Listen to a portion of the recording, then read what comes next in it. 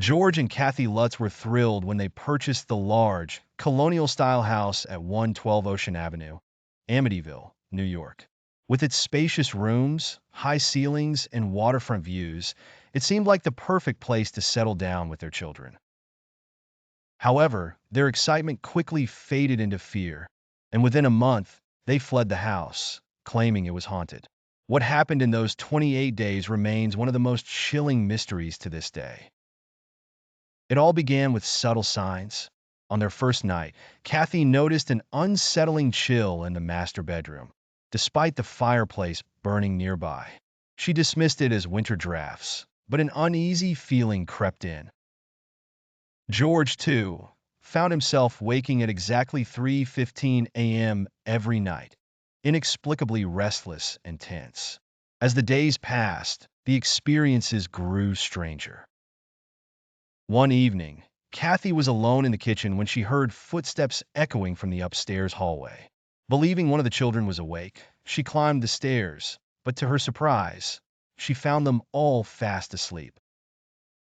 Then, as she turned to head back downstairs, she glimpsed a shadow moving swiftly out of the corner of her eye. She froze, staring at the empty hallway, convinced someone, or something, was there. Over the next week, the disturbances escalated.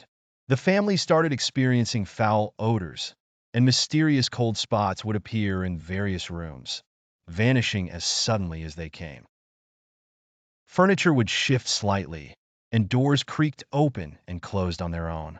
George tried to rationalize it, blaming drafts, but his skepticism was waning. The haunting seemed to have a sinister intelligence, knowing exactly how to instill fear. Kathy soon found herself having strange visions. She saw fleeting images of a hooded figure staring at her from dark corners, only to blink and find it gone.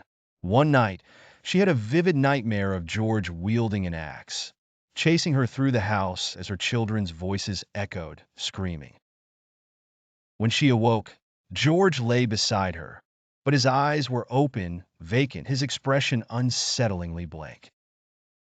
One night, as George wandered the house at his usual 3:15 a.m., he noticed a strange red glow emanating from the basement. He hesitated but decided to investigate, thinking it might be a heating malfunction. As he descended the stairs, he was met with an overwhelming sense of dread. The room was empty except for the eerie glow in one corner, which seemed to pulse like a heartbeat. He tried to approach it, but the closer he got, the more intense his fear grew, as if something unseen was warning him to stay away. Meanwhile, their daughter, Missy, began talking to an imaginary friend she called Jody.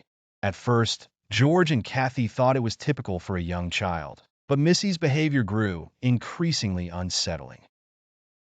She described Jody as a pig-like creature with glowing red eyes and said Jody warned her about things that hadn't yet happened, like the time she claimed, "Jody said Mommy will burn dinner tonight." And Kathy indeed burned it despite following her usual recipe.